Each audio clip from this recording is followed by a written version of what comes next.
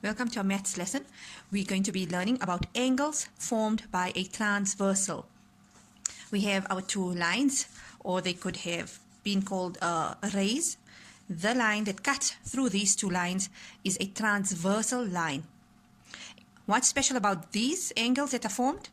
They are formed by parallel lines, a transversal cutting through two parallel lines. So that denotes parallel lines. We're going to learn about three types of angles: corresponding angles, alternate angles, co-interior angles, and then we'll do a recap. So taking you into the angles formed, first one, we will discuss corresponding angles. If I have been given the measurement of 55 degrees on this angle here, and I will call it angle A for reference. Can be named anything, X, Y, Z. I'm calling it A.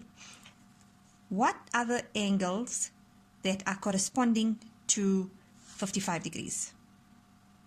From previous knowledge, we can see that this one would be 55 degrees, for it is vertically opposite angles. Vertically opposite is the angle that is opposite to that one when they are intersected. And I got 125 written there.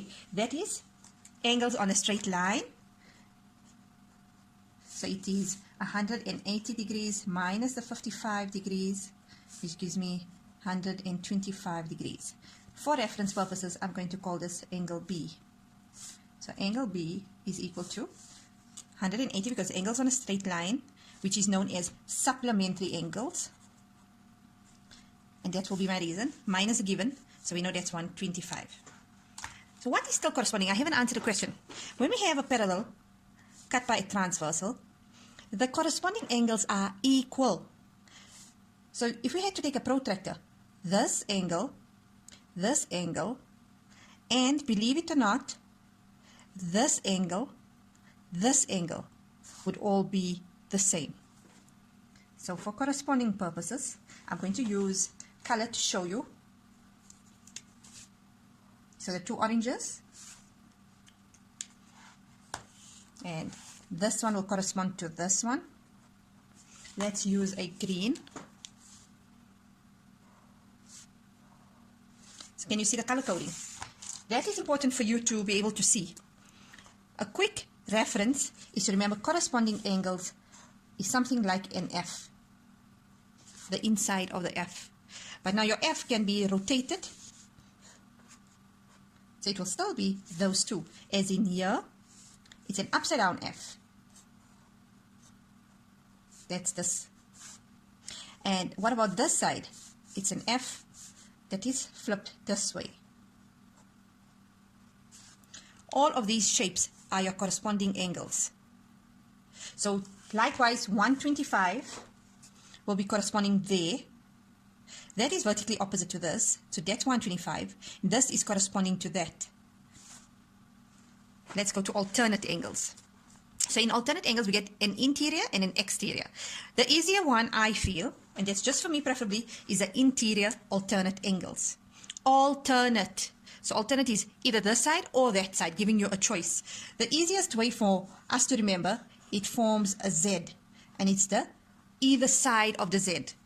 Whether you turn your Z upside down or it's a right way. That's your alternate angle.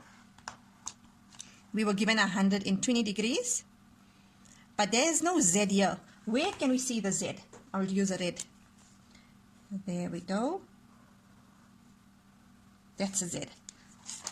So coming along, knowing that this is 120 because it's a vertically opposite, and if we have a Z formation here, this one will be equal to this one.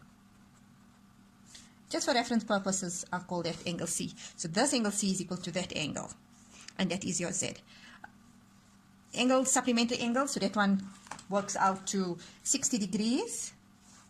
The 60 degrees here is then vertically opposite to this 60 degrees.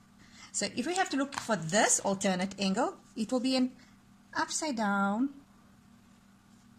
Z. There we go. So this one is equal to this one. Look at the colors, and that is going to help you. When you're working out, don't be shy, don't be afraid. Use colors. This is interior alternate angle.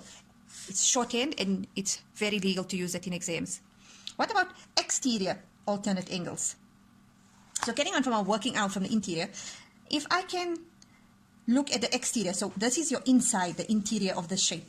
Exterior is what's lying on the outside. All this is exterior, all this is exterior. I got measurements here. Do I have measurements here? Not yet.